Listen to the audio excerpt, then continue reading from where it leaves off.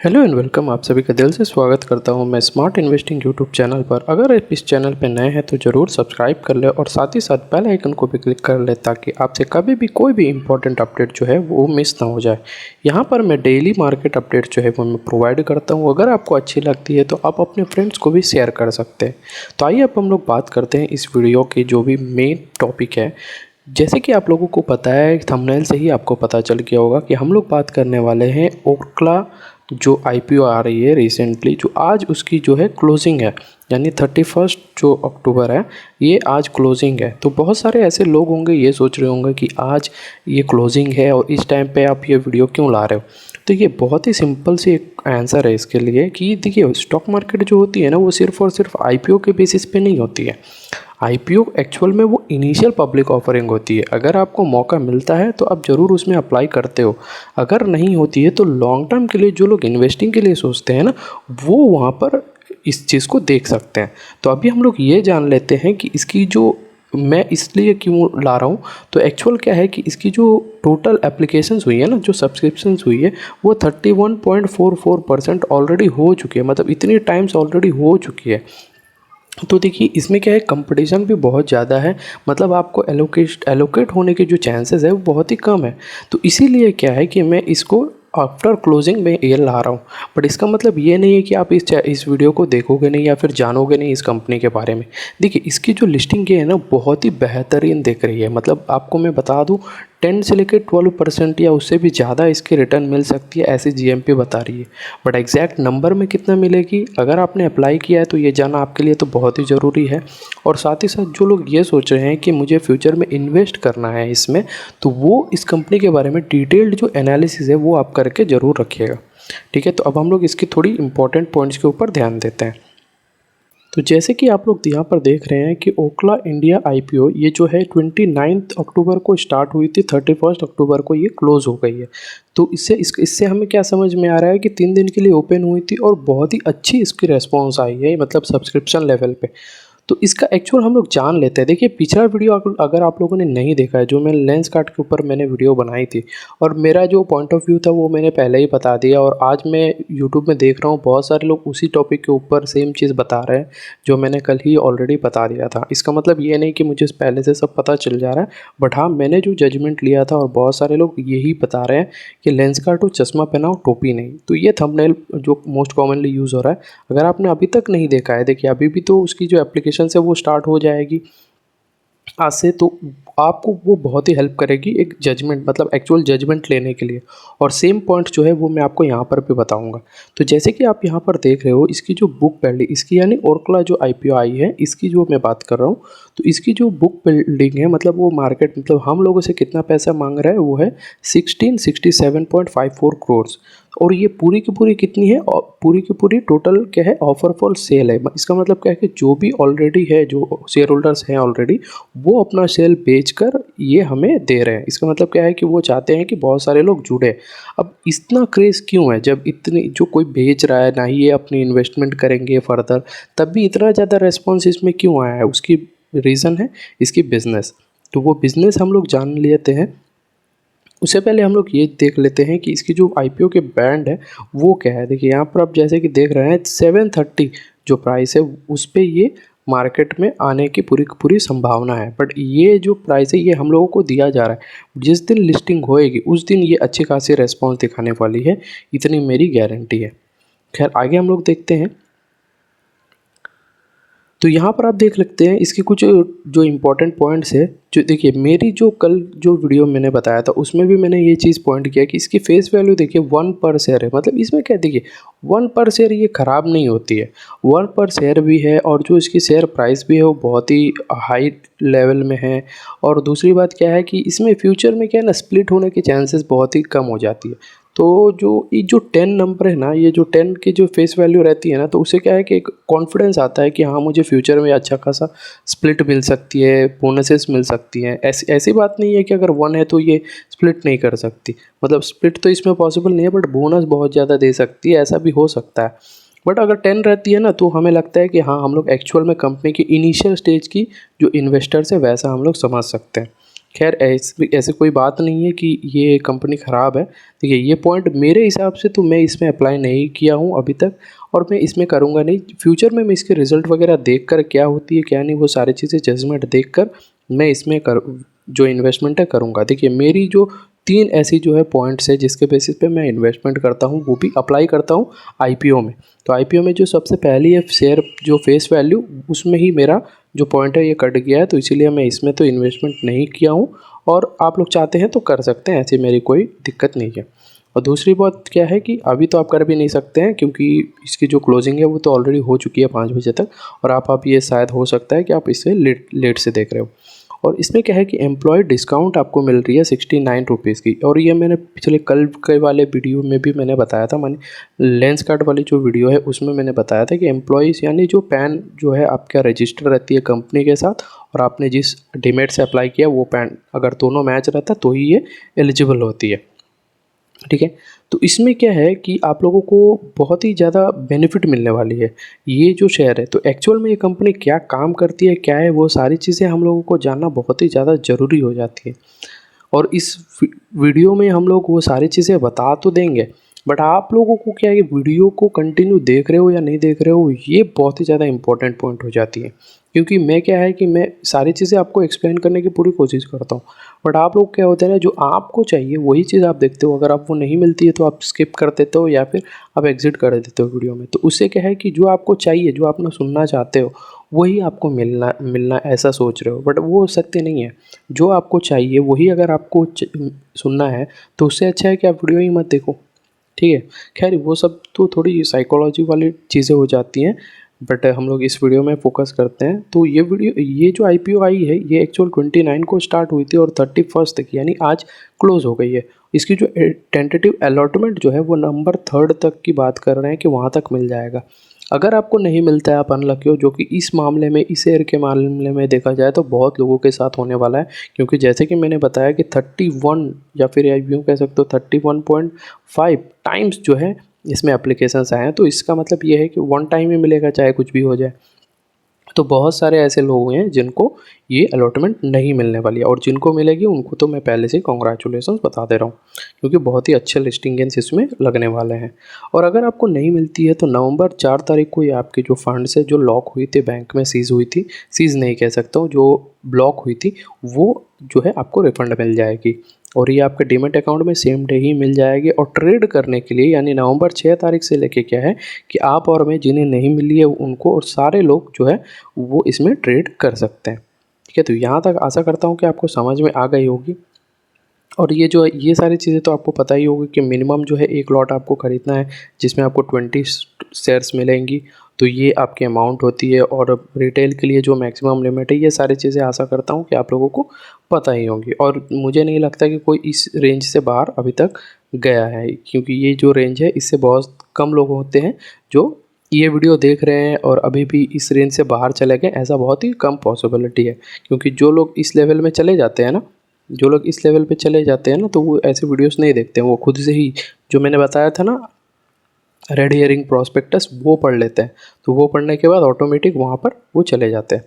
तो अब बात करते हैं कि जो प्रमोटर होल्डिंग, ये देखिए इंपॉर्टेंट पॉइंट है, क्योंकि आप लोगों को क्या है कि इस कंपनी में क्या है कि टोटल जो है सारी की सारी ऑफरफुल शेयर ला रही है। इसका मतलब क्या है कि अपनी जो शेयर होल्डर, प्रमोटर जो है अपने शेयर होल्डरिंग बेच कर हमें शेयर्स दे रहे हैं। तो पहले जो है 90% उनके पास था, बट उसमें से ऑलमोस्ट 15% जो है वो लोग सेल करने के बाद, तब जाके, मतलब आफ्टर ये जो अप्लाई हो जाएगी, या यूँ कह सकते हो जो स्टॉक मार्केट में लिस्ट हो जाएगी, तब देखा जाए तो प्रमोटर के पास 75 रहेगी।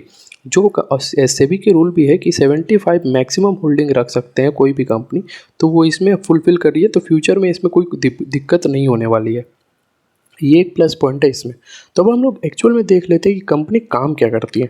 देखिए, ये 1996 में ये जो कंपनी है ये बनी थी, और इसकी एक्चुअल काम क्या है कि जो इंडियन फूड जो पैकेजेस होते हैं ना, जैसे कि हम लोग ब्रेकफास्ट की कुछ आइटम्स हुई, जैसे फ्री मील्स रहती हैं, जो रेडी टू ईट मील्स रहती हैं, वो प्री पैक्ड जो चीज़ें रहती हैं, जो पैकेट में बन कर आती हैं, फूड प्रोडक्ट्स में बात कर रहा हूँ, जैसे स्नैक्स हुई, बेवरेजेस हुई, डेजर्ट्स हुई, हाँ, और जो भी लंच की कुछ आइटम्स रहती हैं, जो MTR जो फूड्स रहती है वो, ऐसे जितने भी है जो रसोई ऐसी जो है इनकी कुछ ब्रांड से मैं बात कर रहा हूँ, MTR फूड्स हुई, ईस्टर्न कॉन्टिनेंट्स हुई, रसोई मैजिक, ऐसे क्या करना बहुत सारी ब्रांड्स हैं इनकी, तो उसमें ये काम करते हैं। तो इसमें क्या रहते हैं, MTR फूड्स की बात करें तो इंस्टेंट मिक्सेस रहती हैं, जैसे नूडल्स वगैरह हुई ना, ये हुई, कुछ स्नैक्स यहाँ पर मिलते हैं, बेवरेजेस मिलते हैं, स्पाइसेस जितने जी भी, टर्मरिक हुई, जितने भी तरीके के स्पाइसेस है वो सब में डील करती है। तो और ये क्यों है, क्योंकि देखिए चाहे कुछ भी हो जाए इंसान खाना पीना तो नहीं छोड़ेगा, राइट। देखिए कोविड के टाइम में आप लोगों ने देखा कि सारे कंपनी जितने भी थे सभी नीचे गिर रहे थे, लेकिन एक ऐसी सेक्टर थी जो FMCG में कहता हूँ, FMCG जो सेक्टर है उसमें देखा जाए तो वो जो सेक्टर है वो अच्छी खासी बढ़ रही थी। क्यों? क्योंकि सभी को पता है, क्योंकि चाहे कुछ भी हो जाए दुनिया में खाना पीना कभी रुकने वाला नहीं है। हो सकता है कि आप कम खाएं लेकिन खाएंगे ज़रूर। तो यही एक कारण है कि इस जो स्टॉक है इसकी, यही एक प्लस पॉइंट है कि ये FMCG में डील करती है और सारे के जैसे बनी बनाई है। देखिए कंपनी एक्चुअल में क्या होती है, अब यहाँ पर थोड़ी चीज़ें ध्यान से आप लोग सुनिएगा। देखिए एक्चुअल में क्या है कि कंपनी कभी भी अगर अपनी जो प्रोडक्ट्स है वो डिमांड के बेसिस पे प्रोड्यूस करती है। अगर कहीं ना कहीं अगर डिमांड उनको मिलती है कि अगर किसी घर में मानते हैं उनको डिमांड है, तो इसका मतलब ये नहीं कि डिमांड जब मार्केट में आएगा तो ये जाके मैन्युफैक्चर करेंगे फिर जाके वो सप्लाई करेंगे, ऐसा कभी नहीं होता है। इससे इच्छा क्या करते हैं, कंपनी पहले से ही बना लेती है और अपने अपने जो डिस्ट्रीब्यूटर्स है, रिटेलर्स है, उन लोगों को भेज देती है, प्रोडक्ट्स अपने होलसेलर्स को भेज देती है। तो क्या है कि इनका तो काम ख़त्म हो गया, इनका काम क्या है, प्रोड्यूस करना, और ये अपने होलसेलर्स या रिटेलर को या फिर डिस्ट्रीब्यूटर को भेज देते हैं। फिर क्या है कि अगर माल सेल हो गई, जो कि ऑब्वियसली बात है सेल हो जाती है, तो फिर से जाके वो लोग फिर प्रोडक्शन में स्टार्ट कर देते हैं।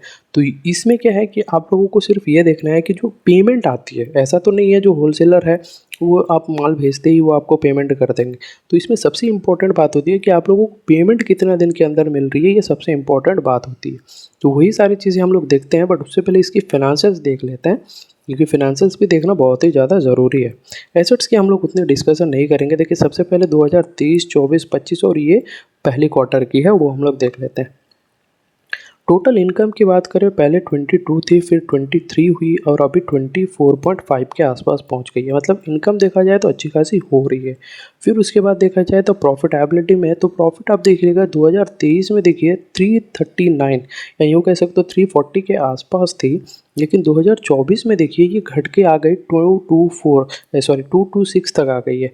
तो ये इतनी डिप क्यों हुई, इसका रीज़न ये हो सकता है कि इसमें जो कुछ ना कुछ तो गड़बड़ हुई है, ये हमें पता चल रही है यहाँ पर।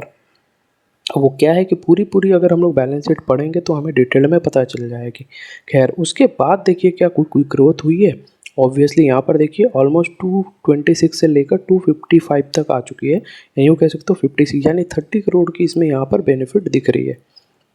और अभी तक मैंने पिछले एक क्वार्टर में, पहले क्वार्टर में देख लीजिएगा तो ऑलमोस्ट 80 करोड़ के आसपास जो है इसकी प्रॉफिट आ चुकी है। तो 80 इंटू 4 आप देखोगे तो ऑलमोस्ट 32 तक आ जा रही है। मतलब जो पहले यहाँ पर थे ना 3 साल पहले, तो वहाँ तक ये अपने रिजल्ट की जो है बात कर रही है, अच्छे खासे बेनिफिट देने की। तो ये एक इम्पॉर्टेंट पॉइंट है। और यहाँ पर आप देखिए बोरोविंग्स, देखिए पहले जो बोरोविंग्स थी वो 34 के आसपास थी और वो घटकर कितनी कम हो चुकी है। तो ये एक बहुत ही अच्छी प्लस पॉइंट है कि पूरी की पूरी ख़त्म कर दे रहे हैं अपनी जो भी बोरोविंग्स है। ये सबसे इम्पोर्टेंट बात है। कल के वीडियो में हम लोगों ने लेंसकार्ट वाले वीडियो में आप लोगों ने देखा होगा कि इसकी जो ROC है वो 13 या 14 के बीच में ही थी, जो मैंने बताया था कि एक नेगेटिव पॉइंट है। जो मेरी जो सेकंड पॉइंट थी वो रिटर्न के मामले में वो यहाँ, तो यहाँ पर आप देख सकते हैं जो इसकी ROC है वो 32% है, जो एवरेज 20-25 के आसपास रहनी चाहिए वो उससे भी बहुत ही ज़्यादा है। तो ये एक बहुत ही अच्छी पॉइंट है जो मुझे बहुत ही ज़्यादा पसंद आई है। और उसके बाद एबिटा आप देख सकते हो 16% से ऊपर है, जो मेरे एवरेज जो कहते हैं ना वो ऑलमोस्ट 15 के आसपास रहे तो ठीक है। तो ये उस हिसाब से ओके है मेरे पॉइंट से। और जो प्राइस टू बुक वैल्यू देखिए, जो एक्चुअल में इसके बुक में जो वैल्यू है उससे सिर्फ और सिर्फ 5 टाइम्स ही ज़्यादा है। तो ये एक बहुत ही ज़्यादा पॉजिटिव पॉइंट है यहाँ पर कि प्राइस टू बुक वैल्यू बहुत ही बेहतरीन है। और इसके मार्केट कैपिटलाइजेशन कितनी है, सिर्फ और सिर्फ 10,000 करोड़ की है। मतलब इसकी जो पोटेंशियल है जो बहुत ही बड़ा बनने की, वो बहुत ही ज़्यादा ओपन अप है। तो इसीलिए बहुत सारे लोग क्या है कि अभी इन्वेस्ट करने के लिए बहुत ही ज़्यादा इंटरेस्टेड हो रहे हैं। तो ये जो है सबसे इम्पोर्टेंट पॉइंट है जो पिछले वीडियो में आप कंपेयर कर सकते हैं, जो लेंसकार्ट वाली है उसकी, और यहाँ पर आप कंपेयर कर सकते हैं।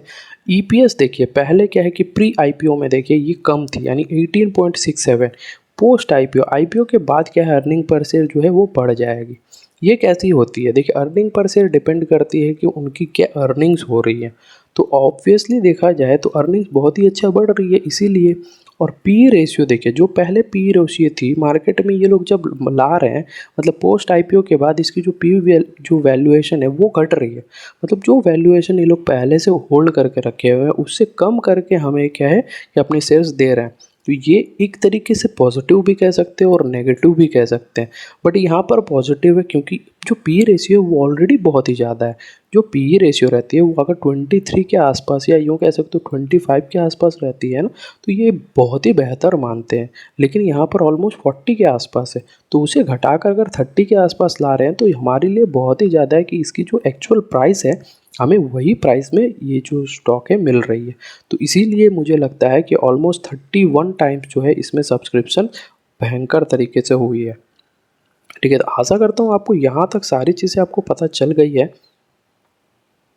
तो अब हम लोग जान लेते हैं कि इसकी जीएमपी प्राइस, जो जीएमपी बहुत ही इम्पॉर्टेंट एक इंडिकेटर होती है, हमें पता चलता है। देखिए पहले ही मैं बता दे रहा हूँ, जो ग्रे मार्केट प्रीमियम होती है ना, ये मार्केट की सेंटीमेंट के ऊपर डिपेंड रहती है कि किस तरीके से इसमें एप्लीकेशंस हुए हैं, मार्केट में अभी क्या ट्रेंड चल रहे हैं, ओवरऑल इकोनॉमी के जो सेंटिमेंट्स होते हैं उसके बेसिस में ये जीएमपी जो है वो हमें पता चलता है।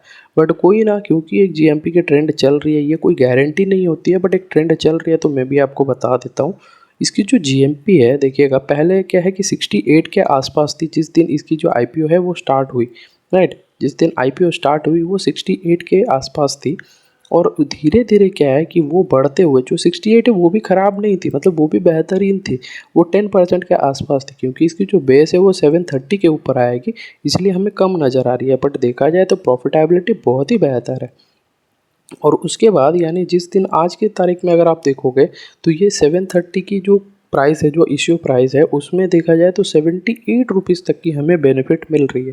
तो ये आप देख सकते हो 10.6% से 11% तक की हमें बेनिफिट मिल रही है ऑन लिस्टिंग डे।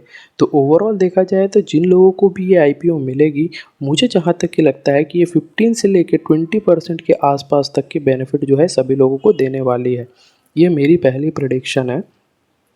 और दूसरी बात क्या है कि जिन लोगों को नहीं मिलेगा तो वो क्या इसे डायरेक्टली जिस दिन लिस्ट होगी उसी दिन क्या इसमें अप्लाई करे या नहीं करे, वो हम लोगों को जानना बहुत ही ज़्यादा ज़रूरी है। क्यों? इसमें क्या है कि अगर जिस दिन लिस्ट होती है, अगर आप उसी दिन इसमें ट्राई करोगे तो आपको मिलेगा नहीं, क्योंकि वो क्या है कि सर्किट्स में चलेगी, यानी अपर सर्किट्स में ये जो स्टॉक है वो चलती रहेगी। तो हमें क्या है कि इमीडिएटली बाई करना है नहीं। देखिए हर एक स्टॉक का क्या होता है ना, चाहे कुछ भी हो जाए, जिस दिन लिस्ट होती है, जिस वक्त लिस्ट होती है उसके ऑलमोस्ट 1-1.5 महीने के अंदर अंदर क्या होता है कि उसमें हल्की सी एक करेक्शन मिलती है, और वो करेक्शन हमारे लिए एक पॉजिटिव पॉइंट होती है। तो हमें वो जानना बहुत ही ज़्यादा ज़रूरी है। तो ओवरऑल अगर मैं ओरक्ला जो है इस कंपनी के बारे में मैं बात करूं, इस आईपीओ के बारे में, तो ओवरऑल देखा जाए तो इसकी जो कंपनी की जो मोट है या फिर यूँ कह सकते हो प्रोडक्ट्स है वो अच्छी कैटेगरी में भी है। इसकी जो फाइनेंशियल्स है वो भी बेहतरीन दिख रही है। हाँ, ये मैं कह सकता हूँ इसकी जो फेस वैल्यू है उसमें थोड़ी सी प्रॉब्लम दिख रही है, बट इसके फाइनेंशियल्स बहुत ही बेहतर है। जो इसकी पी रेशियो है वो भी ओके ओके है, और इसमें अच्छी खासी जो सब्सक्रिप्शन है वो भी हुई है। तो ओवरऑल देखा जाए तो ये कंपनी बहुत ही बेहतरीन है मेरे हिसाब से।